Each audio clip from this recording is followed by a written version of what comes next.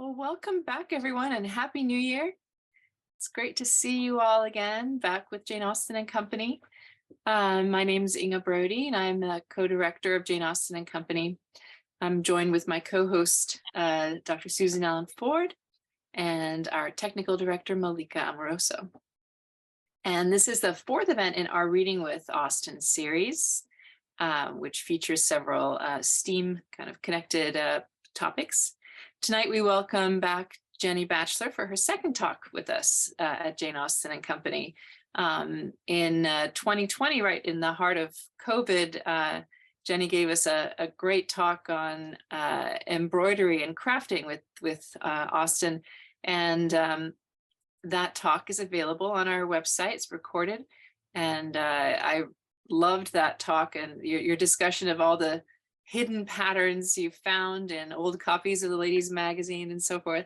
And she's joining us today, a couple years later, several series later for us, and back to the ladies magazines, but on a much more literary topic this time. It's my pleasure to welcome Jennie Batchelor.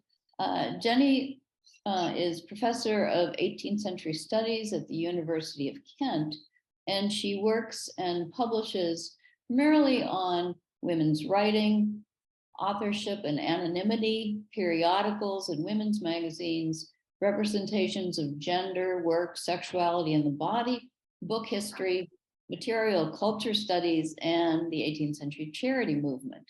She's the author, I guess now, of 3 monographs and co-editor of 4 essay collections, including the popular Jane Austen Embroidery with Alison Larkin, which she talked about last time she was with us. Her long-standing interest in the history of fashion and material culture and to public engagement and research led to her curation of the great ladies magazine Stitch Off, a project for which people around the world recreated 11 rare surviving embroidery patterns from the ladies magazine for display at an exhibition to commemorate the 200th anniversary of the publication of Emma at Chawton House. Jennie's also patron of the Kent branch of the Jane Austen Society. Her new book is The Ladies Magazine and the Making of Literary History. And she has just told us it's published by Edinburgh University Press, and she's just published that it's available as an open access book on their website. And I think Malika is going to post that link for us. And you can even download the whole thing, right? Yeah, yep. Fantastic. Wonderful. I know what I'm doing after this is over. I'm now going to hand things over to Malika to explain the Q&A. Hi, everyone. And yes, I just dropped that link in the chat. Feel free to go check that out. But basically, throughout and after the presentation, you're welcome to put questions in the Q&A box, which is located at the bottom center of your screen. Inga and Anne, well, in this case, Susan, will then ask them to Jennie after the talk. If you'd like to chat with other attendees, as I see you're already doing, great. Keep doing that in the chat. But if you have questions for Jennie specifically, please put those in the Q&A so that she can see them. Thank you so much, Malika. So without further ado, Jennie Batchelor. Thank you. Right, I'm just going to share my screen as we do. I'm just going to make sure, because I've got my notes and my PowerPoint both up on the screen at the same time. So I'm hoping just if no one shouts at me, I'm assuming that's all visible and it looks okay. It looks great.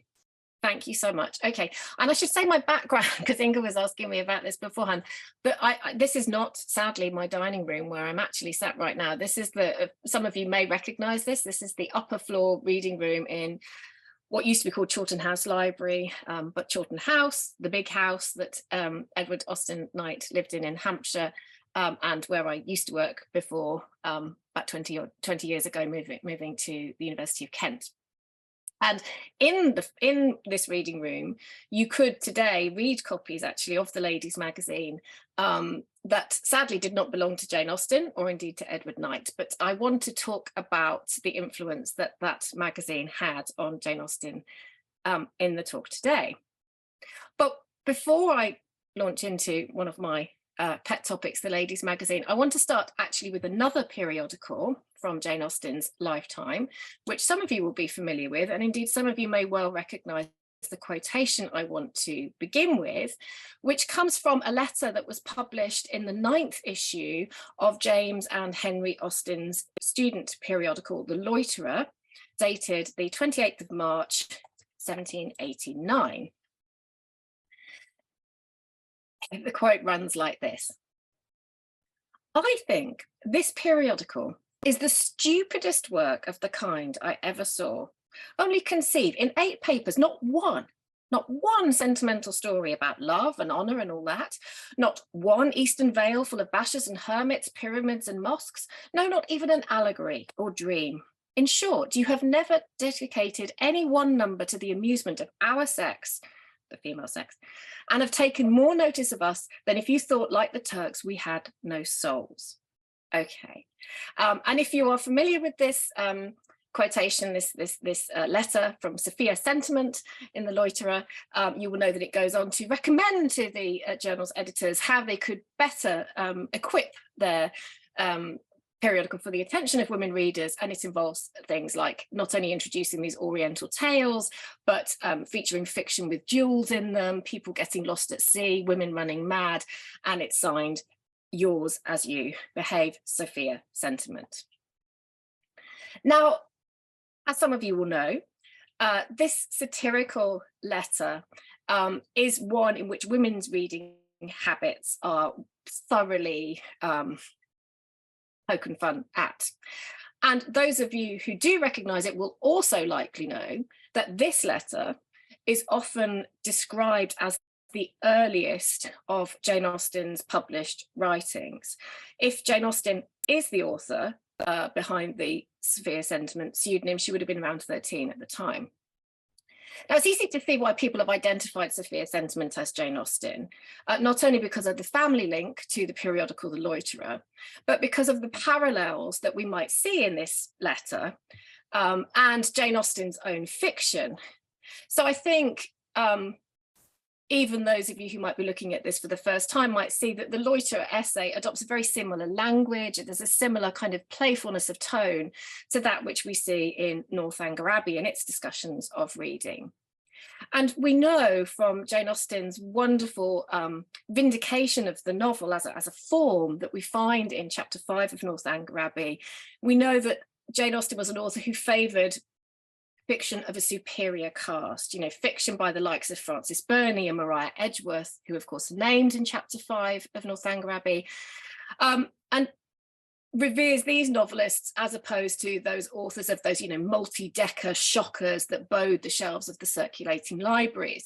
To her, the novel is all about genius, works in which, as she puts it, the greatest powers of the mind, human nature, wit, are conveyed to the world in the best chosen language. So there are obvious kind of parallels one might draw then between the Sophia Sentiment letter and this and the discussion of the novel, or good novels as opposed to trashy fiction, in Northanger Abbey. And I suppose if we think that Sophia Sentiment might have been Jane Austen, then we might conclude that she would have felt similarly about magazines as she does about the horrid Gothic novels, which are playfully satirised in Northanger Abbey. Now, I have to confess at this point that I am not one of those people who likes to think of Sophia Sentiment as Jane Austen. I'm absolutely unconvinced that they are one and the same person. So like Claire Tomlin, I find it very hard to imagine that Jane Austen would have written something like the Sophia Sentiment letter, a letter that is, in essence, in Tomlin's words, a mockery of women's poor taste in literature. That's not the Jane Austen I know and love. And like Catherine Sutherland, I'm much more inclined to think that this letter in The Loiterer is a satire written by the Austen brothers themselves, albeit one that perhaps they arrived at after some vigorous conversation, some energetic debate maybe with Jane and Cassandra Austen about women's magazines. But if Jane Austen isn't Sophia Sentiment, and as I say, I don't think she is, then that must lead us to draw a rather interesting conclusion, it seems to me, which is if she didn't write this letter in the Loiterer, she probably never ever wrote for a magazine in her entire career. Extracts of some of her published novels, oops, excuse me, I've gone way through the slides there. Extracts of some of her published novels did appear in contemporary magazines. So you won't be able to read all the text on here, but I'm just showing you this piece, which is called Match in Embryo from the August 1813 ladies magazine, to show you that the magazine published an extract from Pride and Prejudice, pretty hot on the heels of its original publication. So she does appear in magazines, but this is obviously an excerpt. This is not something she's contributed to the magazine herself. It's a kind of puff, if you like, to kind of get people to read the novel. Reviews of her novels, of course, also appeared in periodicals, but she seems not to have been a magazine contributor herself. Now, I suppose the question then is, does that matter? You know, Frances Burney and Maria Edgeworth, so far as we know, didn't write for periodicals either. But many of Jane Austen, Burney's and Edgeworth's contemporaries did. Many of them did. Now, Jane Austen's non-appearance in the periodicals of her day has led some scholars to draw from that some more general conclusions about her attitudes to magazines in general and to women's magazines in particular. So, for example, the scholar Clifford Siskin has written very interestingly and at some length about the fact that, in his words, Jane Austen, and I'm quoting here, turned away from periodicals, right? That there's a kind of, he sees a kind of conscious, deliberate move on Jane Austen's part to reject periodicals, an outlet that many respected authors of her generation turn to regularly, because what Siskin argues is that Jane Austen didn't want to be sullied by the connection with magazines. She aspired to produce a different kind of literature, a kind of literature that was starting to gain cultural recognition in the early 19th century, partly at the expense of these lesser print forms such as periodicals and magazines. You know, the novel is the novel and the novel is respected because it's not the trash that appears in periodicals and magazines. And Clifford Siskin is not alone in thinking along those lines, but I would strongly disagree with that assessment. The Austen family as a whole were very interested, actually, in periodicals of different kinds. So I've already mentioned the Austen brothers' editorship of the Loiterer, James and Henry's editorship of the Loiterer, but we know that other members of her family took in or owned periodicals or read them through access to libraries and so forth. So I've just got a few on that slide there. The Hampshire Chronicle, a newspaper, but nonetheless a periodical form. At the top, you've got left and right. Those images would be better the other way around, but those are images from a pocketbook. Jane Austen's niece, Fanny Knight, kept pocketbooks and detailed entries of her life in pocketbooks, which are kind of diary cum periodicals produced annually for over 6 decades. And they're extraordinary publications if you ever get to work with them, as I've been doing recently. They had these ruled columns, as you can see, for writing in, money out, and memoranda and engagements and so forth. But they also included fashion plates, riddles, poetry, essays, and other more familiar kind of periodical fare. And we know that Fanny Knight also owned copies of the high-end women's magazine of the Romantic period or the Regency period, La Belle Assemblée, which ran from 1806 to 1832. And she certainly owned copies of the periodical. We know there are some that we know are from Jane Austen's own lifetime. They would have been at Godmersham on Jane Austen's visits to her family. So we can assume working knowledge with La Belle Assemblée also, which you've got there on the bottom right-hand corner of the slide there. And then there is the Ladies' Magazine, which is, in my view, the most important periodical of its day. Well, I mean, it is the most important periodical of its day in terms of women, as far as women are concerned. Now, if you were at the talk that I gave a couple of years ago that Inga mentioned earlier and can remember it, which was about my book, Jane Austen Embroidery, which I worked on with Alison Larkin, a professional embroiderer. You might have heard me talk about the possibility that Jane Austen, who as we know was a consummate stitcher, adapted patterns from that magazine, from the ladies' magazine, needlework patterns, to produce her own garments and objects. And you can see on that slide there, this is one of from my own personal collection of the magazine. I've got quite a collection just above on the bookcase to the right of me. You can see that inserted into sandwiched between an installment of a Gothic romance, The Two Castles, and an excerpted serialization of Lord Macartney's Embassy to China, this wonderful embroidery pattern for working a veil, which I haven't given you all of, but you can just, it's a lovely pattern. It's on a website I can point you to if you'd like to look at the whole thing. But I'm not going to be talking about embroidery patterns today. I want to take, as Inga said, a much more literary, quite a different approach to consider the influence that the text-based content of the magazine had on Jane Austen's own writing, and how she engaged with that content and reinvented it in her own fiction. I suppose my claim, the argument I want to advance here, is that Jane Austen's relationship with the ladies' magazine was not one of the dismissal that Siskin and others attribute to her, but it's a much more intimate relationship, that the periodical had a very positive influence on her creative practice, a very multifaceted and generative influence on her writing. In other words, I guess I'm claiming that the magazine helped to shape and make Jane Austen. Now, for those of you who aren't familiar with the magazine, and apologies if you've ever heard me talk about it before, because you will have heard a slight, because I can't reinvent what the magazine is, you'll have heard a summary like this before, but I will keep it very short. I just want to give you some sort of points of orientation so you have a sense of what's in the magazine, the kind of range of stuff it covered and what it looked like, because I think that's kind of helpful. Now, as you can tell from this particular image I've got up here, this is my go-to slide to indicate something of the eclecticism of this glorious publication.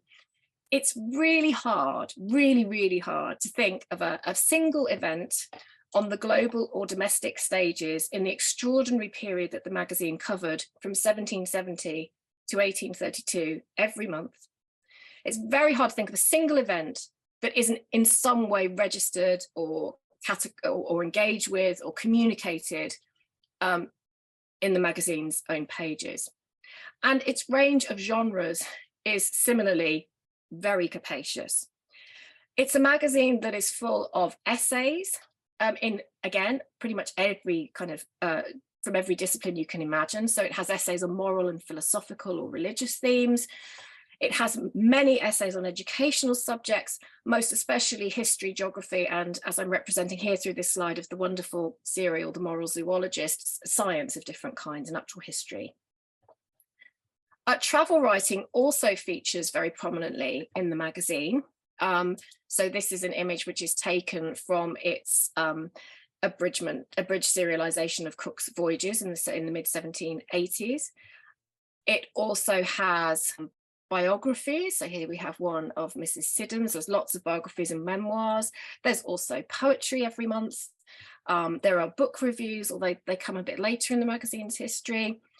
There's a dedicated news section every month. So for many years it runs like this with home and foreign news, and it's quite amusing to see how America both sort of is in and then out of the home news section and then back in as we're we're embroiled in the American Revolution. There's also plenty of translation, short stories, and serialized novels. And the short stories are the really important thing, and something I'm going to come back to a little bit later on. The important thing also about the magazine is that it is multimedia. So, for instance, there are lovely embroidery patterns like this one, ones that Jane Austen certainly would have known what to do with and would have been very skilled at making up had she access to them. It also had, and this is probably what the magazine is still most famous for today, popularly. From 1800, it had these wonderful monthly fashion reports with glorious hand-coloured, not always, but mostly hand-coloured fashion plates as well. And it had, as you can tell from my slides, quite a significant quantity of engravings of different kinds. So on the left here, you have an annual frontispiece to the magazine. So it had one of these every year in the issue, where normally the iconography is very much along these lines. So you have a kind of Minerva figure who represents the wisdom of the magazine, and you have a votary of the magazine, in other words, a reader here who's kneeling before Minerva. She's got a copy of the ladies' magazine in her hands, wonderful piece of product placement. And then you have a sort of figure of genius is sort of ushering her on her way. And then you've got various artifacts around her, symbolizing the various talents that the readers were supposed to cultivate through reading the magazine. So we have a globe, we have books, often there's embroidery or needlework or musical instruments and other things, pens too. And then there is another kind of illustration that we sometimes get in the magazine, and they're portraits. And this is one of the ones that I am most enamored by, and you may recognize it too. So the sitter for this portrait is one Jane Lee Perrott. And the engraving accompanies a very densely printed 6-pager in the ladies' magazine for April 1800.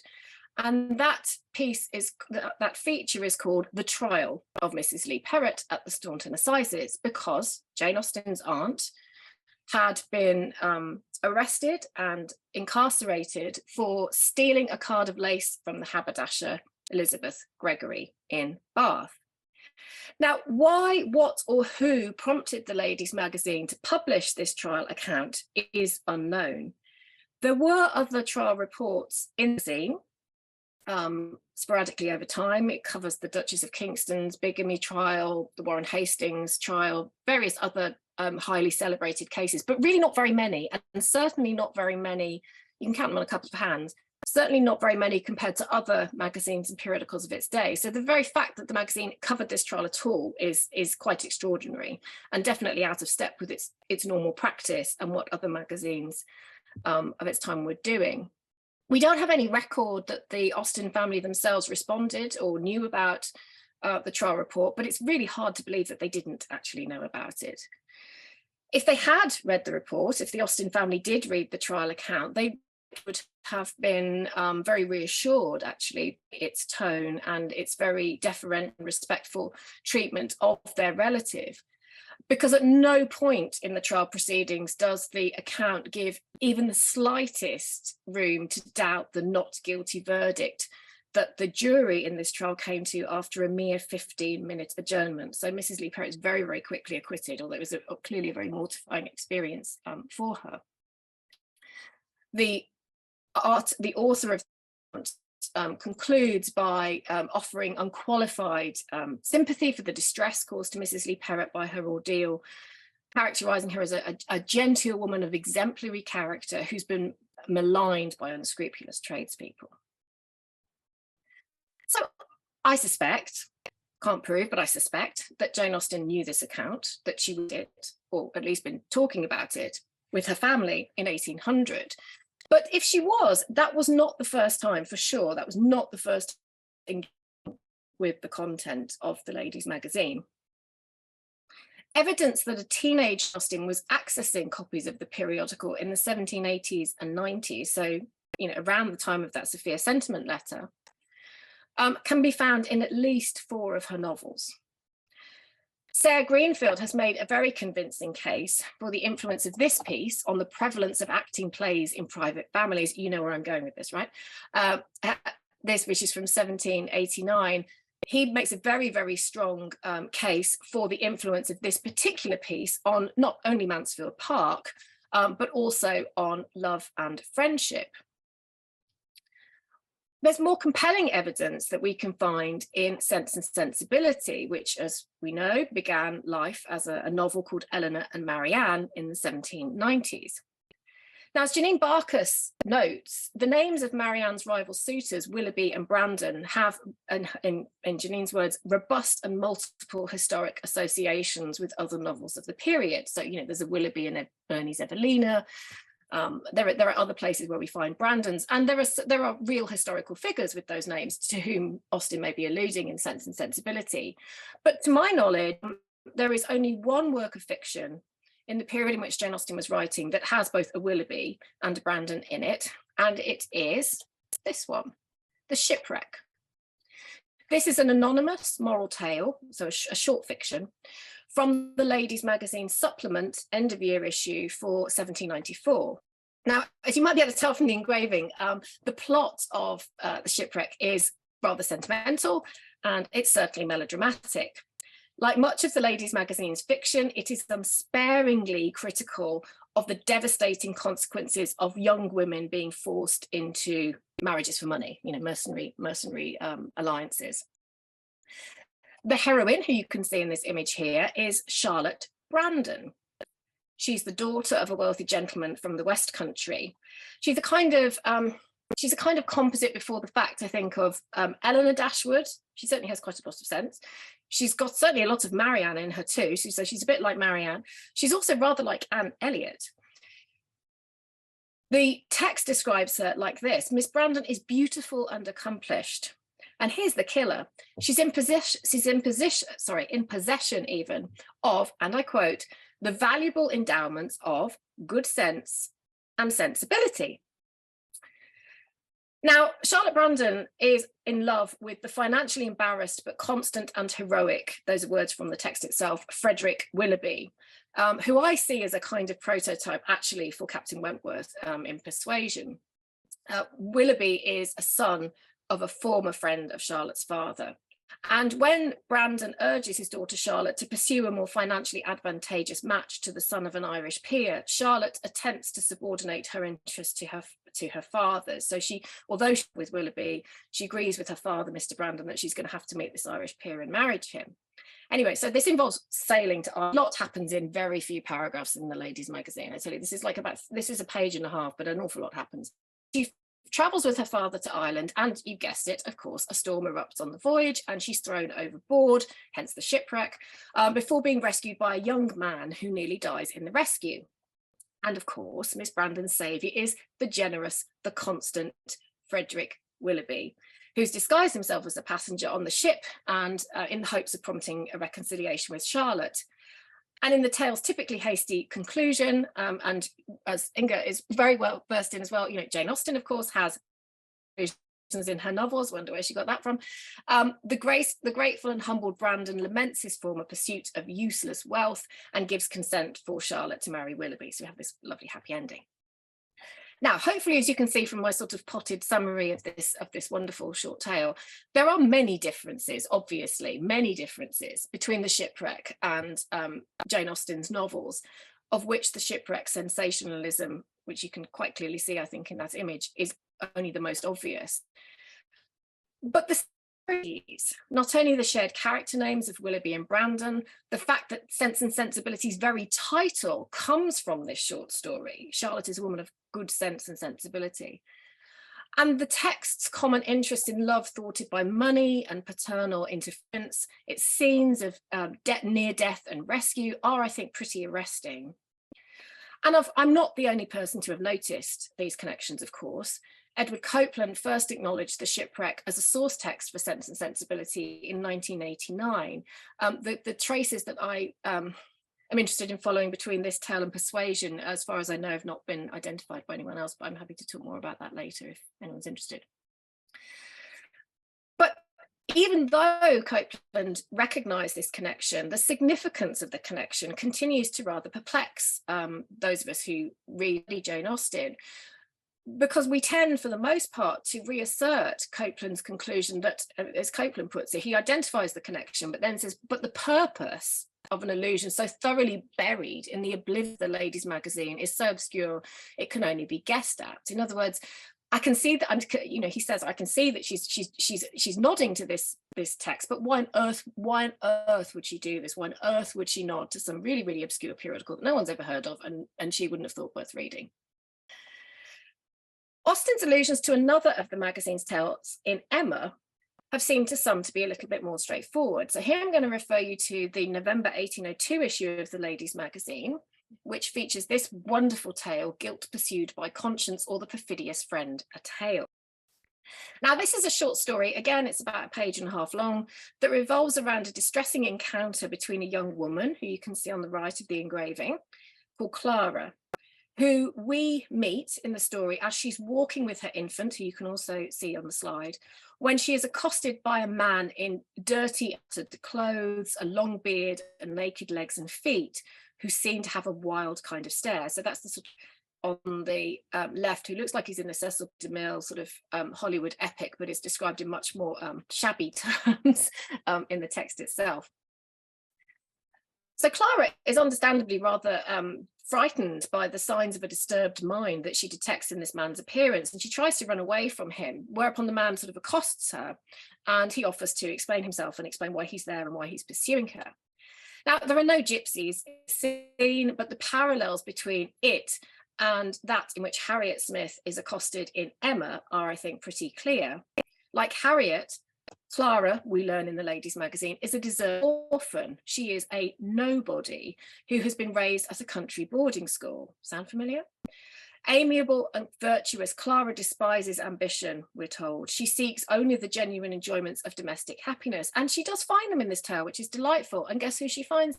Mr. Knightley, a country gentleman who endures censure and sneers when he prioritizes love above marriage and is Clara. The censure and sneers directed at Mr. Knightley dissipate after this encounter with the vagrant, because what we learn as the story progresses is this man holds the key to Clara's real identity. It turns out she's not an abandoned orphan. Actually, she is the child of a deceased and wealthy French couple, and I won't go into the complexities of the plot around how she's ended up in this situation, but it's all fully explained in the text. But the question, I suppose, then, is the question Copeland asks about the shipwreck. You know, what is Jane Austen doing here? And what might her reworking of this tale tell us about her attitudes, perhaps, to contemporary women's magazines, to the Ladies' Magazine? Well, as I say, we could follow the lead of others and see this as another kind of dismissal. That, in other words, what she's doing is she's nodding to this tale in order to do something better, to write the superior kind of fiction that we're talking about. So she's sort of engaging with it in order to kind of show it to the side and say, well, yeah, we've seen this story before, but look, I can do this better. There are better ways of doing this, ways that don't fuel the romantic fantasies of women readers. But I actually think it's much more complicated than that. I don't think we should read this short story like Sophia's sentiment would invite us to do. I am of the view that the Jane Austen who read the Ladies' Magazine was the Jane Austen who we find in scholarship by the likes of Katie Housey, Mary Waldron, Olivia Murphy, who is Austen who is very engaged with contemporary literature and across lots of different genres, and who is indebted to those genres, whose attitude towards them is not straightforwardly dismissive, but complex, playful, creative. Sense and Sensibility's echoes of the Shipwreck, not just its borrowed character names, but the phrasing imported from the original tale to the later novel's title, suggests that Jane Austen might have had access to the Ladies' Magazine during her initial composition of Eleanor and Marianne in the 1790s, as well as when the novel was reworked and retitled prior to its publication as Sense and Sensibility in 1811. Similarly, if Austen read Guilt Pursued by Conscience in 1802, when it was first published, she likely also had it to hand more than a decade later when composing Emma. Because Jane Austen surely might have remembered a story in a magazine that she read when she was young, likely in it, and a deserted orphan from a boarding school who was a nobody and gets accosted by a vagrant when she's out walking. She could feasibly have remembered that. But it seems to me it's not at all feasible that she would have been able to recall at that distance. Oh, sorry, my slides are going very strange. Not have been able to recall at that distance of about 10 years, the very specific language in this short story, Guilt Pursued by Conscience, that she repurposes in. And I want to draw your attention to one word, just one word that is used in this short story, Guilt Pursued by Conscience, that is also very important, I think, in Emma, and that is sneers. The sneers that Mr. Knightley in this original tale faced when, prior to this story beginning, he goes against social convention and marries Clara, and the sneers that we find in Emma. And I'm referring, of course, my slides behave, to this particular passage in the novel, which you might well remember. This is in the novel at which Emma has to confront the awful reality that Harriet might actually be in love with Mr. Knightley, and the two of them might marry. It was horrible, the novel proceeds. It was horrible to Emma to think how it must sink him, Mr. Knightley, in the general opinion, to foresee the smiles, the sneers, there's that word again, the merriment it wanted at his expense if Mr. Knightley met Harriet. The mortification and disdain of his brother, the thousand inconveniences to himself. Could it be? Like, could they actually wed? No, it was impossible. So Emma's imagining of the consequences of a possible marriage between Mr. Knightley and Harriet, I suppose, could be read as yet more evidence of Jane Austen's determination to send up this sort of improbably romantic fiction that she may have read in the Ladies' Magazine. You know, in the real world, it is impossible for Mr. Knightley's to marry Harriet Smiths of the world. It is impossible. It was impossible. It is impossible. Not in the Ladies' Magazine. Anything goes in the Ladies' Magazine. But in real life, this is impossible. But I don't think that reading quite convinces me. And that's because of who is making that judgment call. You know, who is it who's saying, no, a Mr. Knightley can't marry Harriet Smith? Well, of course, it's Emma. And Emma is, as we know, a very self-interested character, a very unreliable narrator. By this point in the novel, of course, we know that she's a very narcissistic interpreter of reality. We recognize that the fears that she's expressing in this thought experiment about Mr. Knightley and Harriet marrying, fears are not actually primarily for Harriet. Well, they're not for Harriet at all. They're not really even, it seems to me, much for Mr. Knightley. The fears are about herself. You know, what she's worried about is that, you know, Mr. Knightley might not actually be available for her. So Emma needs to believe, she desperately wants and needs to believe that a match between Mr. Knightley and Harriet is impossible. Although she privately acknowledges, as this quotation proceeds further, she privately acknowledges that it is far, very far from impossible.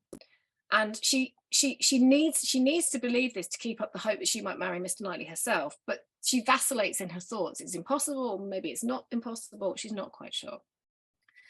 So I'm really interested in this engagement with this superficially quite silly tale in the Ladies' Magazine. You know, the Ladies' Magazine story gets around the problem that it creates of a kind of socially imbalanced match between a Mr. Knightley and a deserted orphan by the big reveal at the end of it, which is, haha, actually Clara has verifiable parentage, she's of noble stock. Mr. Knightley is totally right, and it's totally appropriate that he should have married her. It's this re-rendering of this story, and Emma, it seems to me, is doing something a little bit different. In fact, it's entertaining the possibility much more assuredly, I guess, that in fact it is far from impossible, that it might actually just be possible in the real world for Mr. Knightley to marry a Harriet. And in the process, of course, the really important thing is that through that word sneers and allowing us to think about those two texts together, is what we really learn from this is Emma's culpability in making what is impossible in the pages of the Ladies' Magazine a potential reality in Highbury. If this could happen in the world of Emma, it's because of Emma herself. It's because of her meddling, her narcissism, her toying with Harriet, that she actually makes possible something that even in the Ladies' Magazine is impossible. So, this moral tale, I think, serves as a kind of conscience that proves Emma's own guilt, I think. Okay, but I want to turn now just in my last example to one further example from the Ladies' Magazine, where we might detect another influence between it and Jane Austen's fiction. And this is not actually a short story. And as far as I'm aware, nobody has ever noticed this connection before, but I'm very, very taken with it. So what I want to refer to now is an essay serial that was published in the magazine in the early 1810s. It was by a writer who went by the pseudonym Eleanor Irwin, but it was called A Defense of Women. Now, Eleanor Irwin, as I said, is a pseudonym, and I'm delighted to say that the wonderful Gillian Dow, my colleague and great friend, has worked out who the translator of this piece is, who is the woman behind Eleanor Irwin. And she has written about this, so I can now say this publicly, whereas before I had to sort of be very cagey about it.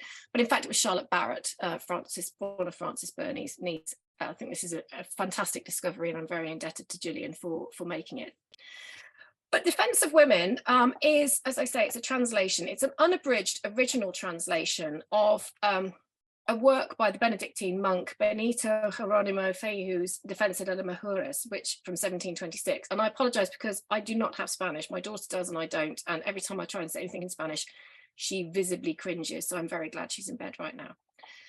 So Defense of Women, this text from 1726 was an important text when it was first published. And 90 years later, when it resurfaces in the Ladies magazine, it's an equally important contribution to the magazine's ongoing debate about women's education.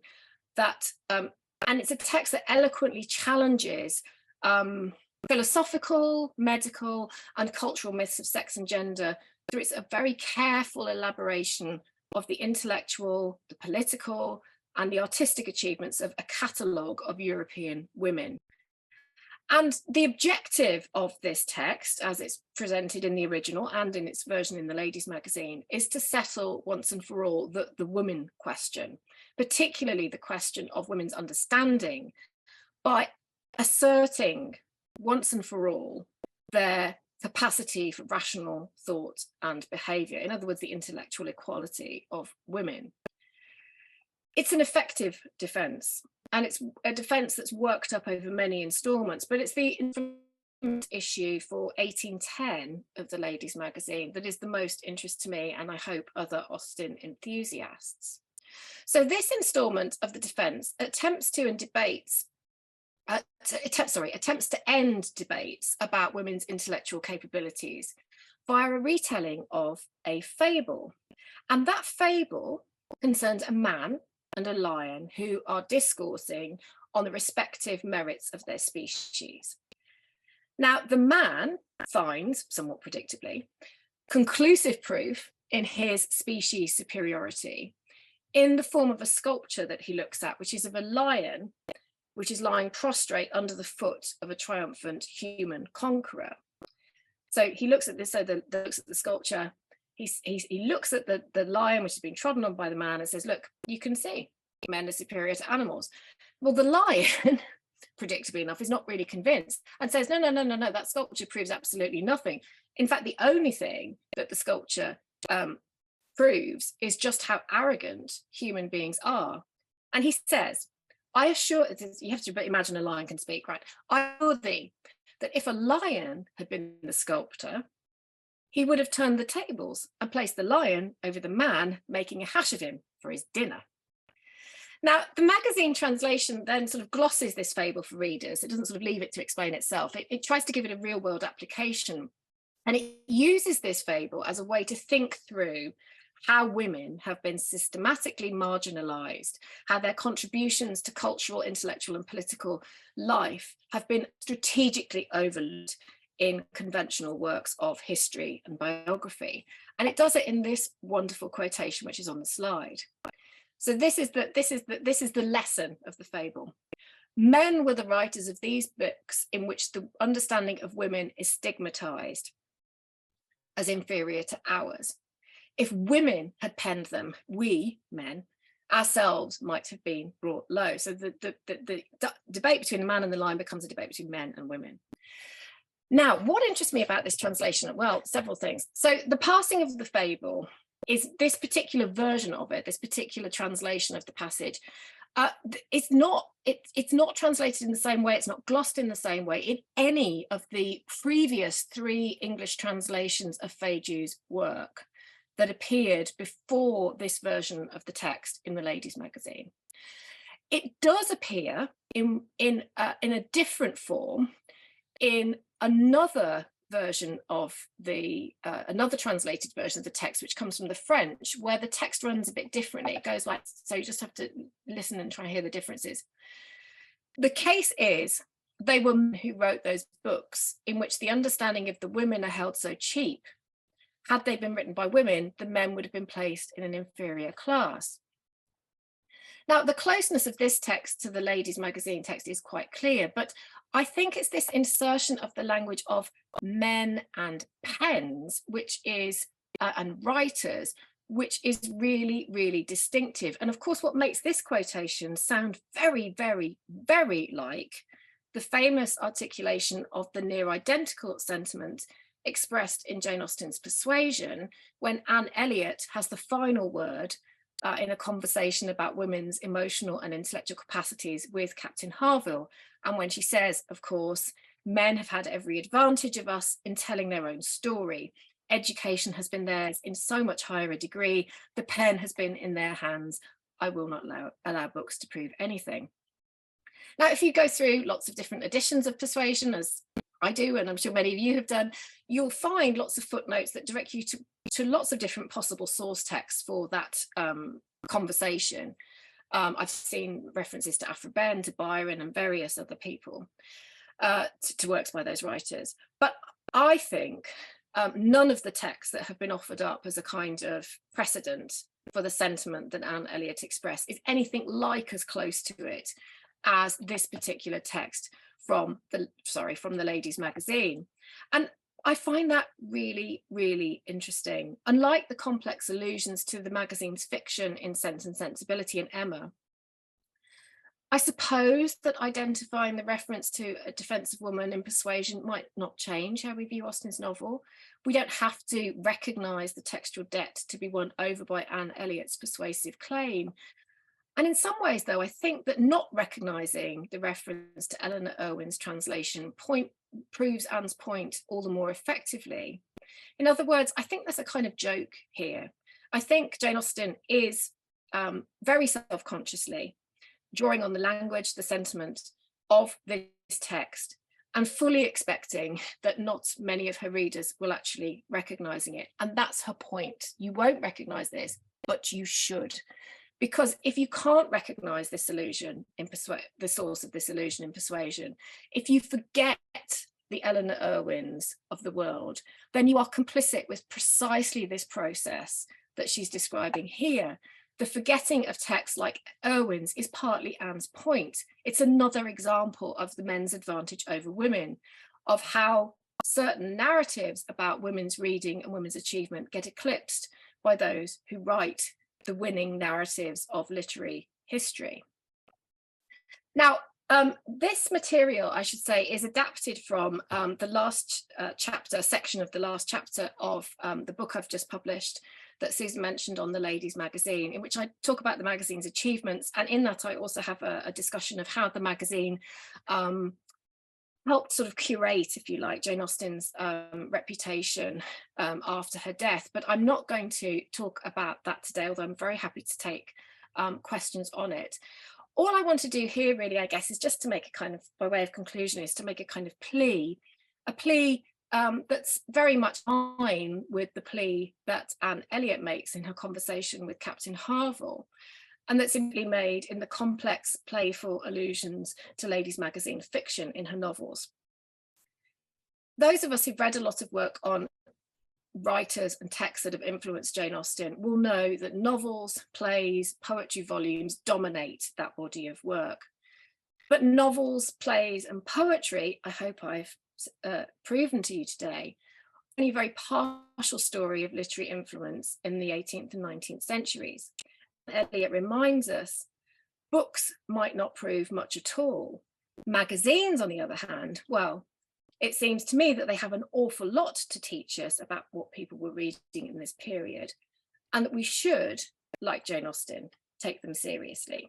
Thank you very, very much.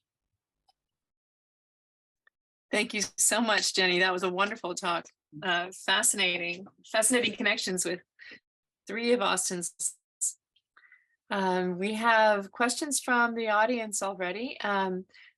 One, is there a way that, I guess this is one of the most questions, how can people get hold of these stories from the ladies magazine? Yeah, sure. So the ladies magazine is available in different places electronically. So I can put some links in the chat later, but I'll just describe them now. So if you're fortunate enough to be at a university that has access to the database 18th century journals, part 5 of that database is entirely devoted to a digitized complete run of the ladies magazine. I'm very grateful to it. I to write my book, and I was the consultant editor for it. I actually worked with Adam Matthews to produce that edition, so I'm very proud of it. However, it is behind a paywall, and that's not as accessible as I would like it to be. So, but if you have that kind of access, there's that. Thank the Lord, though, for HathiTrust and Internet Archive, and you will find a lot of copies of the ladies magazine, not a complete run, but a lot of them on those sites. Particularly Chicago, the University of Chicago Library and the New York Public Library have pretty good runs, pretty good runs of the ladies magazine, and that they are digitized as part of the HathiTrust. The final place you can look, it doesn't help you past 1800, but nevertheless, the Bavarian State Library in Munich also has a fantastic digitized run. I've been doing a lot of work with them and working with them on their patterns collection actually recently, and they have a good digitized run. It's all keyword searchable. You can read this if you don't have German, it doesn't matter, you can read the site in English just by clicking the flag at the top. So there's lots of places where you can access them. We can send out the links in the follow-up from after the talk, the email to everyone if you like. Jenny, somebody or a couple people have asked how much a subscription to the ladies magazine would cost, but I think there are some related questions too. Could you buy individual copies?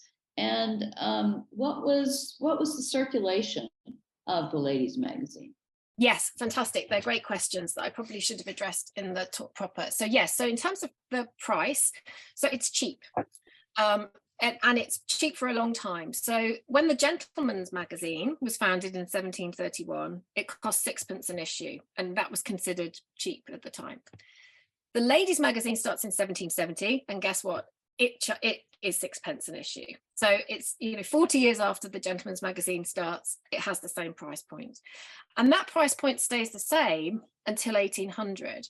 And the reason it changes in 1800 is, well, it's those lovely fashion plates that I showed you at the beginning. When the magazine its hand is forced. By this point, there are other women's periodicals coming on the scene, and there are fashion journals. It knows it needs to provide the plates, but they cost a lot of money to produce. So it raises its cover price to a shilling. And then there are, over the next few years, there are subsequent price hikes as other kinds of content is introduced. But generally speaking, it is cheap, and it's certainly much cheaper than the Ladies' Monthly Museum when that pops along, and La Belle Assemblée, which is much more expensive when it comes along. In terms of circulation, in terms of issues, so yes, you would buy, so it's 6p a monthly issue, and you bought your issues as, I now wish I didn't have them in boxes because I could get one out for you to look at, but each issue is about 56 pages. It has its own, you could buy them monthly. And then the idea was at the end of the year, you take your year's worth of issues to a bookbinder and have them bound in the annual volumes. That is the form we mostly can read them in hard copy today. I do own a couple of single issues of the magazine, which are quite rare, and it's lovely to have them because you can see the original wrappers, as they're called, and the adverts and things which were routinely ripped out when they were bound annually. So lots of content was lost at that point. So that's rather interesting. And in terms of circulation, sadly, we don't have a sort of a conclusive figure on this, partly because the publishing house that produced the magazine had various bankruptcies. It had a devastating fire, and its archives were almost entirely lost.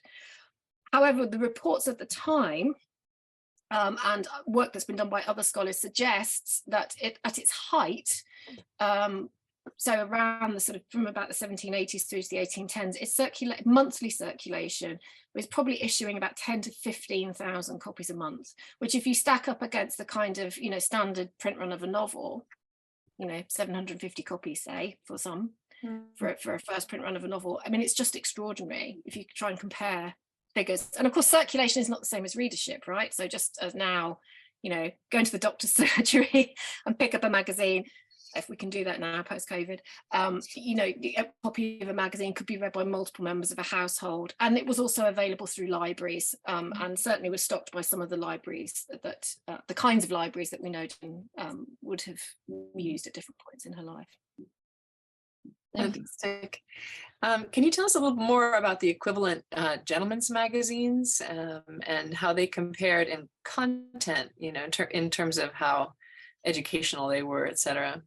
Yeah, sure. So, I mean, the kind of prototype really for the ladies' magazine is the gentleman's magazine, which starts, as I said earlier, in the 1730s by Edward Cave, and it wears its debt to Cave's publication in various ways. So the ladies' magazine's structure and its sort of layout on the page is actually quite similar to how the gentleman's magazine looked, but there are lots of differences. So for instance, the gentleman's magazine was not particularly keen on fiction. There were other magazines that were keen on fiction, but the gentleman's magazine, sorry, was not keen on fiction.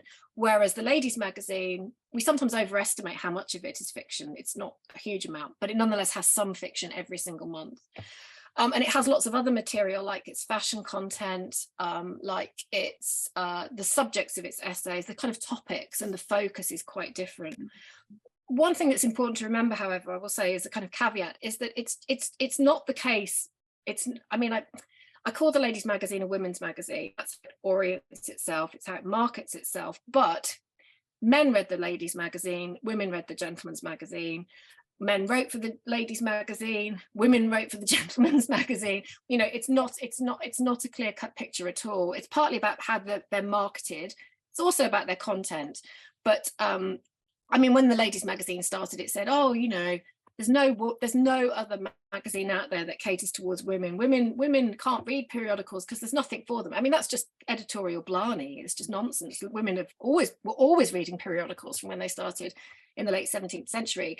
But the ladies' magazine is something very new in the sense that it builds on previous periodicals that marketed themselves towards women, but it kind of finds a winning formula that keeps them coming back and keeps sort of bringing them into its community. And reading it for a very long time. You know, it survives for 60 odd years, which at a time when periodicals come and go like, you know, nobody's business, sort of mushroom and then just disappear, is quite an achievement, really. Thank you. I've got a question that's kind of about readership as well.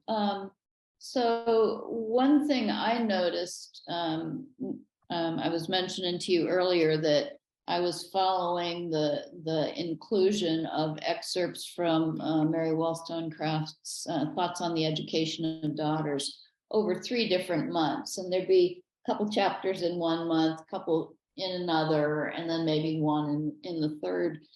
And that seemed to be a real pattern because I kept coming up with bulbs from Holland, you know, scattered through, and I can't remember what else. So what was their idea that they were giving people things in digestible chunks, or did they think, as in the kind of thing that you said was a puff for Pride and Prejudice, that they expected you might go out and buy the book or read the book? How did they think about this? Yeah, so I mean, I should say there's that's a fantastic question. I mean, broadly speaking, there's 2 kinds of content in the magazine. So there is which is not, so first of all, and this is not what you're talking about, but it's worth mentioning, there is content which is produced specifically for the magazine, which is generally written by its readers. So quite a significant percentage of the magazine is original material written for the magazine and submitted by its readers. And that's one of the keys to the ladies' magazine's enduring success. And I talk a lot about this in the book, is that it creates this sort of print community where any reader is a potential author of the magazine. And if you do get into it, you know, if you're writing in 1798, you get something in, you write a poem for the magazine, you know, your poem might be next to Wordsworth's, or, you know, and later on next to Byron, or, you know, if you're George Crabbe, you can start your poetry career by writing for the ladies' magazine, which he did. So a lot of it's original, but then the excerpted content, which is what you're talking about, Susan, and you're right. I mean, there are different mechanisms here. So those parts of the magazine which are not original content, yes, the excerpted material, sometimes it's very hard to tell what the rationale is for the selection of material. Sometimes one of the things we found when I was working with two wonderful colleagues at Kent, Conrad Class and Jennie Batchelor on this material, was that sometimes you'll find that the extracts are sort of widely circulated extracts. So because it's quite common, as you'll know, at the time for book reviews to have a kind of evaluative bit and then big long quotations from the text, sometimes what you find is those big long quotations just get cut and pasted into so many different magazines. So that sometimes happens. Sometimes the magazine says explicitly, we're adapting this for women. We're making it accessible to women in ways that the original publication, partly because it's really expensive in some cases, but also because perhaps the framing of it is not particularly accessible. We're making it accessible in other ways. So the abridgment and serialization of Cook's Voyages, for instance, is supposed to have been edited in such a way as to make it more engaging for women readers, as well as more accessible, because of course Cook's the print copies of those volumes, I mean, they were extortionate, you know. But the other thing the magazine kind of prides itself on is the fact that it's a kind of the magazine format is one that makes a lot of material for interested people available in a format that is both accessible financially, but that is also good for the time poor, you know, so that with, you know, busy lives and wandering distractions, wandering attentions, it's very explicit about this, you know, it corrals lots of material together to introduce you to lots of things, which if you have the leisure and the money, you can then pursue in more detail. But you're right, there is also, as I said, this sort of puffing element. And certainly George Robinson was not averse to using the magazine to drum up trade for some of his volume publications. You know, he was a hugely successful publisher with an extraordinarily vast and eclectic list of publications. And he does use the magazine, to puff things essentially from his own list, but also those of colleagues and other publishers who sometimes had a financial stake in the magazine as well. Great, thank you.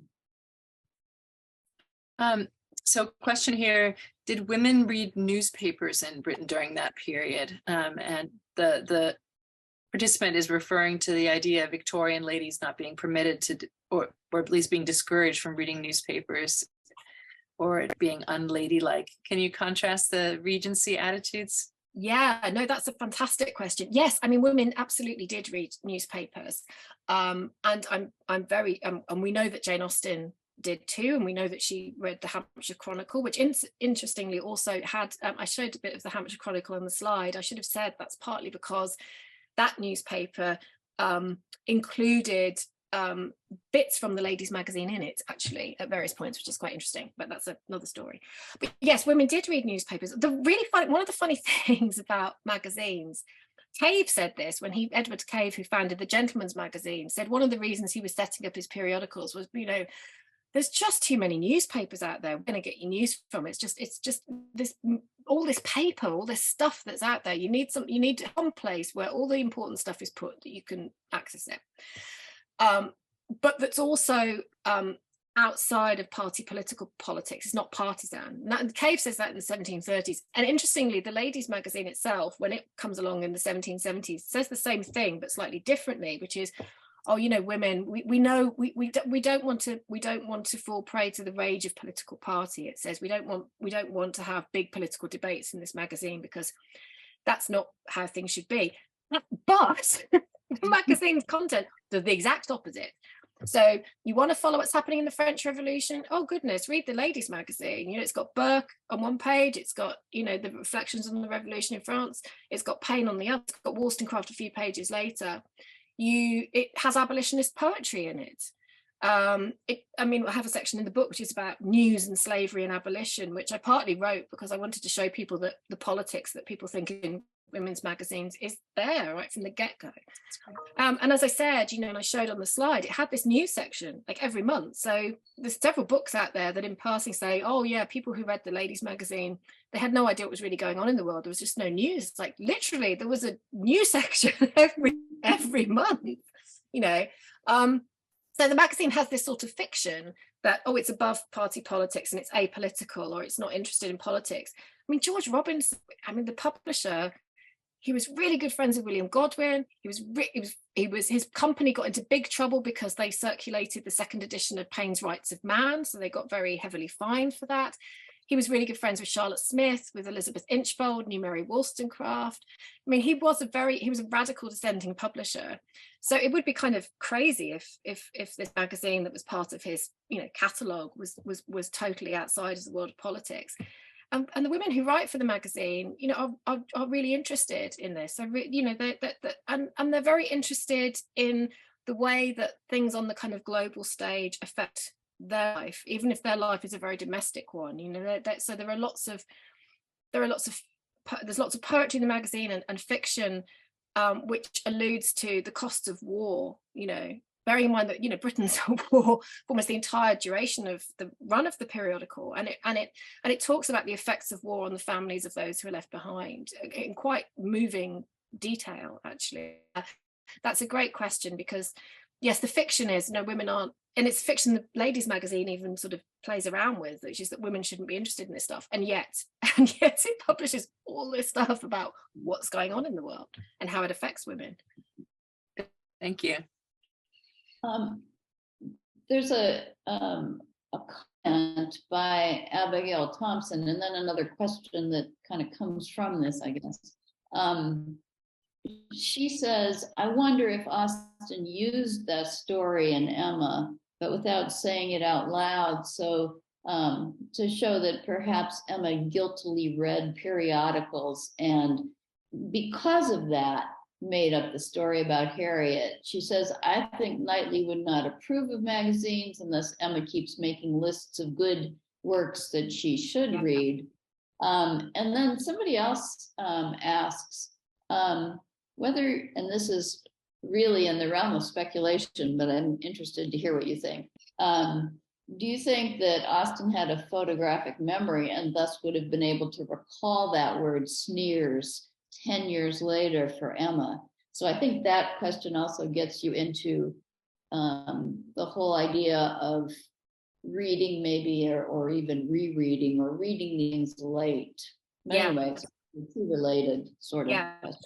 Yeah, absolutely. So I think, so in relation to the first question, I'm really interested in that. And yes, I mean, the idea that, look, Emma is in so many ways a bad reader. I mean, she's sort of delinquent in terms of what she's been told to read by Mr. Knightley. She hasn't read all the right things, and she's a terrible reader in many ways of the world around her, and of the things that are literally happening in front of her. I also think there's another thing I didn't mention, but that I'm really interested in, is the way that, of course, Emma, that novel which is obsessed with wordplay and riddles, they're a huge part of these magazines at the time. They published enigmas and rebuses across all sorts of different puzzles, which readers were then invited to solve, and the answers were published in the next issue. I sometimes post them on social media, and I've never yet had people play along with them. It's really lovely, but I've never yet had anyone, to my knowledge, actually completely solve one of them. A lot of people get a lot of them right. I did one just before Christmas about solving a dish of fruit and trying to put all the different bits together. And a bit like Emma, most of the people who responded on social media got it slightly wrong. So there is another. Yes, I think that's very much a kind of Edward Copeland sort of reading of how Jane Austen might be using these fictions to sort of, as a way of distinguishing between good readers and bad readers. The bad readers who just become sort of infatuated with these silly fictions, and the good readers who, like Mr. Knightley, would steer well clear of them. But I'm, as you can tell, I'm not entirely convinced by that, because I think there is something of that there, but I think rather like the engagement with the horrid novels in Northanger Abbey, there's something much more complicated going on, whereby the novel is sort of indulging those kind of readings, but at the same time there's an enormous amount of kind of respect and for these texts, and there's a sort of, I think certainly in the case with the Emma, there's something about the original story which somehow weirdly seems much more sensible and realistic and sort of real actually than what's actually than the sort of what this awful world that's created in Emma through her own imagination. But anyway, in terms of the question about photographic memory, look, I don't know. I mean, I think that I think that I mean, I have a pretty good memory. I would not have been able to recall that word at the time if it had been 10 years since I'd read it. Of course, it's perfectly possible that Jane Austen might have been reading it around the time that she was writing Emma, that she hadn't read it previously and then reread it. We do know that people did reread these magazines. A very famous example, and it's an interesting parallel because, like this case, it's a sort of belated rereading, is Charlotte Bronte. So Charlotte Bronte, we know, had a collection of copies of the Ladies' Magazine, which belonged to her mother, Maria. Maria loved her copies of the Ladies' Magazine so much that when she left Cornwall to marry Charlotte's father, Patrick Bronte, she had them shipped from Penzance to Liverpool and then taken across to Yorkshire, where they were married. And that's just one of these stories that's fit for a Bronte novel. That boat got shipped. So the copies of the Ladies' Magazine became waterlogged, but they were retrieved. Not everything was retrieved from this boat, but the copies of the magazine were retrieved. And they were then given to Charlotte. And so Charlotte writes this wonderful letter. It's actually, I use this as a kind of opener to the book. She writes this wonderful letter in 1840 where she talks about being a young girl and reading Ladies' Magazine. And she refers to lots of titles. And she says, well, I'm not sure if I've remembered them correctly, but actually she's remembered every single title of these magazines correctly. And she did not have the magazines to hand when she wrote that letter because on a, and I quote, black day, her father burnt them. So this collection of periodicals that belonged to his dead wife, that was then passed on to his daughter, and that he burnt them because he said that he feared that the magazine was A, taking Charlotte away from her lessons, and B, that it contained foolish love stories, and so she shouldn't be reading it. And so very nostalgically, Charlotte Bronte writes about reading and rereading these magazines when she should have been minding her lessons. And even though there's quite a time lag between her writing this letter last was able to access the magazines, which were from the 1790s, so the same sort of copies I'm talking about that Jane Austen would have known, she remembers them very, very clearly, which is quite extraordinary. And I've just seen in the chat someone's put, well, Jane could have taken notes on a first reading and used her notes later. I mean, that's also perfectly possible as well, of course. But yeah, we know people read and reread this stuff, and just because it uses the same language, maybe it doesn't matter. But I just think, Sense and Sensibility from the Shipwreck, sneers in this, Knightley. It's just so many things. This is not a coincidence. Well, she was such a rereader too, and not just like a rereader of Shakespeare. She's rereading novels and saying, well, my opinion is, like it was the first time I read it. This is not very good. Right. So she has a mind that goes back to things for one reason or another. Absolutely. So question about the relationship for authors between their published writings and appearing in magazines, and whether they could use appearing in magazines as PR in the way that they do today. Yes, they could, and they did. They used them in all sorts of ways. So there are some people who used publication in magazine as a kind of way into a professional writing career. So I mentioned George Crabbe, for instance, a poet. So his first published writings are in the Ladies' Magazine. So in the poetry section, for a while they had kind of monthly competitions where they sort of set a theme, like, I don't know, winter. And then the best poems on that theme got published, and Crabbe won that prize several times over. So some people used it in that way, and of course then Crabbe, goes on to a terrific career afterwards. There are some writers who I think had no end beyond being published in the magazine itself.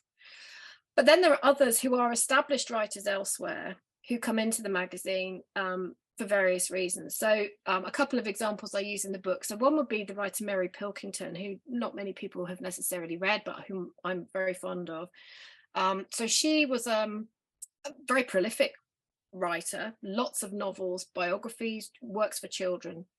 and very well established. She also wrote for periodicals and more than one. So she was a section editor of the Ladies' Monthly Museum, but she was never paid, she said, what she was she'd been promised for the work she did for the Ladies' Monthly Museum.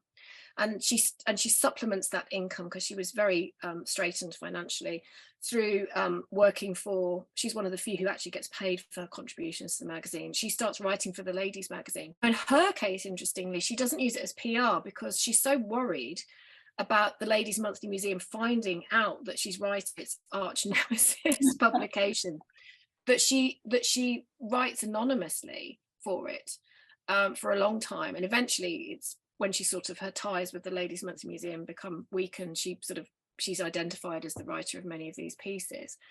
But yes, that does happen. But then there are other writers who absolutely do use their work to revive careers or to reanimate careers. So one example, and a famous example, and one relevant to Jane Austen, is Mary Russell Mitford. So Our Village, which is one of Mitford's most famous works, a series of sketches of provincial life, is published first initially in the Ladies magazine as a series of dramatic sketches, she calls them. She tried to place them in other periodicals. She was already an established poet by this point.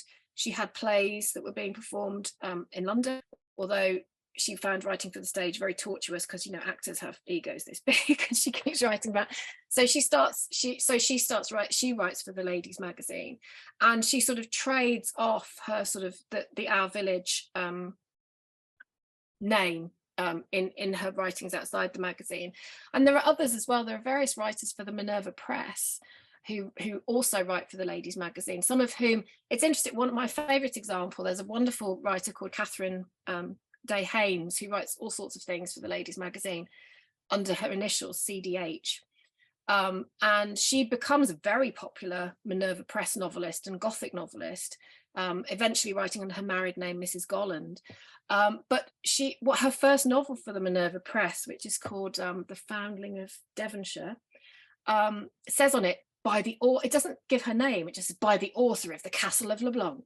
And for years, people writing about Gothic novels have said, there's this lost Gothic novel, there's no copies left of it in the entire world. Isn't this really sad? It's like, it's not lost, it's in the Ladies magazine. And the title page is obviously assumed that readers would be so familiar with this sensational serialized Gothic novel that they didn't need to say it was from the Ladies magazine, but they could trade on that reputation and its readership to sell a novel for the Minerva Press. So yeah, I mean, it's a great question. Lots of people used it in lots of different ways, and certainly as kind of PR was or as a kind of way of, you know, revitalizing their career when things weren't going so well, or to just get a few extra quid when other publishers weren't treating you terribly well was very common. Yeah, that's fantastic. Can I just follow up, because there were some questions about anonymity.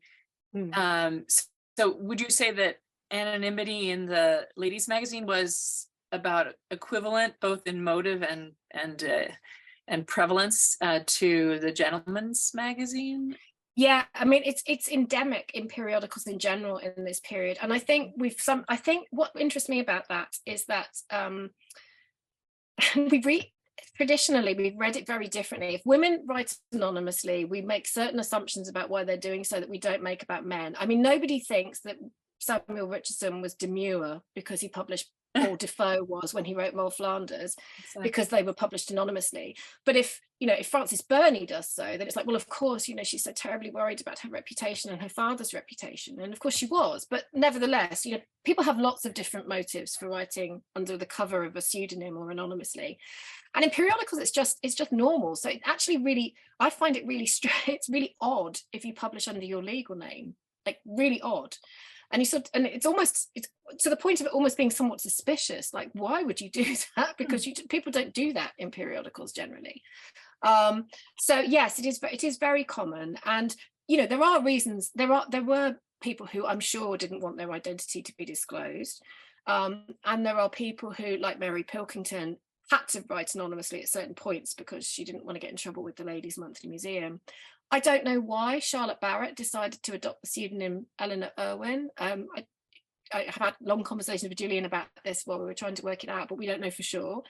So yes, there's lots of different reasons, but it is just, I think we can sort of fetishize anonymity quite a lot and sort of think, well, you know, it's particularly for women, it's something that they're trying to do because writing is not a thing that women should do. I mean, the ladies magazine is all about women should be reading, women should be writing, but because it's a periodical, a lot of it's done anonymously, and that's just normal. It's normal even in the 19th century, you know, later periodicals too. Thank you. What can you tell us about the editor or editors for the ladies magazine, and did that change over time, and were they men, women? How did that work? Yeah, so this is one of the huge frustrations for me, which is that we just don't know who the majority of those people were. So there are certain editors that I have been able to identify at certain points in time. They were never disclosed in the pages of the magazine itself. But I have been able to find out a few of them, and all of those I've been able to identify, as about 4 or 5 of them are all men. And certainly the rhetoric of the magazine, like there are letters to the editor, there are letters to Mr. Editor. So the assumption of readers is that the editor is male. For the most part, because very occasionally you get people writing saying Mr. or Mrs. Editor, sort of making a bit of a joke of it, or occasionally there is a period of time in the magazine's history where it sort of perpetuates this, or not, but that there is an agony aunt column that runs in the magazine for a long time, about 20 years, which is called the Matron, and the Matron is Mrs. Gray or Martha Gray. I suspect that's not the matron's real name. I don't know if the matron was male or female, but there's a very elaborate backstory created for this woman, and for certain points in the magazine's history they do suggest that the matron is editing the magazine, but I have no evidence as to who that person was. All I've been able to do is disprove the one person who was previously identified as her, a male journalist. It definitely wasn't him, I know that, but I don't know who it was. So yes, they're mainly men writing, editing the magazine, and some of them are sort of professional editors. So the initial editor for a while seems to have been John Huddleston Wynne, who was an experienced magazine editor, not any particular association with those periodicals oriented towards women, but he was a friend of the publisher. And then later on, some of the later ones I've been able to identify largely through Mary Russell Mitford's time of writing for the magazine, because she wrote so many letters, so that's how you can find these people. One was a printer of the magazine, so that's Samuel Hamilton, another very good friend of Godwin and Percy Shelley, who edited the magazine for a while. He then goes bankrupt and he absconds to France and is never heard of again. And his brother-in-law, Charles Heath, the artist, who produced lots of images for the magazine, as did his father, James Heath, becomes the editor for a while, and is really quite, he doesn't sound like an editor any sane person would actually want to work for. He's really Mitford doesn't have very many nice things to say about Charles Heath, but he did do beautiful artwork. So yeah, they seem to have been mainly men. Do you know anything about their biography? I mean, did they have families of women that they would bounce things off, I wonder? Yeah, so I mean, George Robinson, I mean, he was married and he had a son, and then his grandsons take over the editorship of the magazine. He had lots of close friendships with women writers, particularly. So he was famously, I mean, Elizabeth Inchbold. I remember I read, I was very fortunate to be able to go to the Folger a few years ago, and I was reading Elizabeth Inchbold's pocketbook diaries, and I stumbled across her entry when she describes being James Heath actually knocking on her door and saying that George Robinson had died, and her saying that her dearest friend on earth had died, and how mortified she was. So he was surrounded by lots of clever, talented, witty women. And equally, I mean, the Heath family had a lot of really interesting women in it. So the link between those two editors that I was just talking about, Samuel Hamilton and Charles Heath, was that Charles Heath was married to Samuel's sister Caroline, who was also an engraver and a very interesting woman in her own right, but then gets abandoned by this feckless Samuel, with many children. She eventually emigrated to Australia. I found on Ancestry a copy of her wedding dress that still survives. I mean, it's just extraordinary. So yeah, I mean, there were lots of women around these men who I'm sure had a lot of sway over the magazine, and there are just lots of women writing for it. I mean, since so much of the content is directed by its readers because it's provided by its readers, and since so many of those readers are women, that inevitably, I think, has quite it has an enormous impact on the shape and character of the magazine. I'm waiting for your biography of that particular woman. Was it Caroline Heath, you said? Yes, yes. I'm afraid this might have to be the last question, but Jody Macklin asked, tell us where your work is going next and any other strands you want to follow later on. Thank you, Jody. And Jody, it's so nice. So Jody is one of the finest students who I've ever had in my Jane Austen MA module. So I'm so happy that she's here. I haven't seen her in years. So yes, thank you, Jody. Now it's nice that you use the word strands in that as in your question, because so I do want to do more work on other women's periodicals from this period and later. But actually my work on the craft side of things, on working with the needlework patterns and the work I've been doing on that and on Jane Austen, who of course was a great writer and a consummate craftswoman as well, means that I've now my attention is turning to craft and the writer's craft. It's weirdly, I mean, we use that phrase all the time now, but it's not really a language that in the period Jane Austen was writing in is available to talk about writing, where you don't want to talk about writing as craft because craft is not art, and it certainly doesn't align well to sort of romantic ideas about artistry and so forth. So anyway, I'm writing a book is the answer, a short book, mercifully. I've just written a very long one, so I'm writing a very short one of about 30,000 words called The Writer's Craft. And it's about women who were both keen craftswomen and keen writers, and looking at how these practices kind of sustained each other. So Jane Austen will be a part of that. I'm going to be talking about her in relation to a woman writer who many people have not heard of, but she's a Birmingham lass like myself, Catherine Hutton, who wrote a wonderful obituary for herself before she died.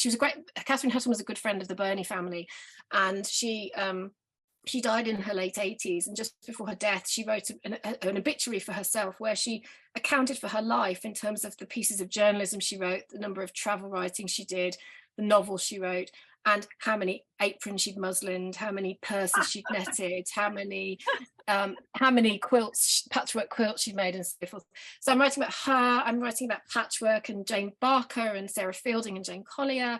I'm writing about Frances Burney and Mary Delaney and Charlotte and Queen Charlotte. And so, yeah, I'm thinking about writing and craft. And, for people like Mary Wollstonecraft, those things those things were not happy conjunctions in her life. She hated needlework. She had lots of very important things to say about it. Same for Mary Lamb. But that wasn't true for all women. And I'm interested in trying to capture those experiences for women for whom crafting and writing as a kind of craft, those things were both important to them. So that's the direction I'm heading. Thank you so much, Jenny. We hope we'll have you back to hear about that next project sometime. I appreciate your talk today. I should say that this program today was supported in part by North Carolina Humanities, an affiliate of the National Institute for the Humanities. And we would like to thank UNC's Humanities for the Public Good and a project of the College of Arts and Sciences at UNC for support as well. And thank you, all of you listeners, for your support. We're so glad you were here. And thank you again, Jenny. Yes, thank you so much.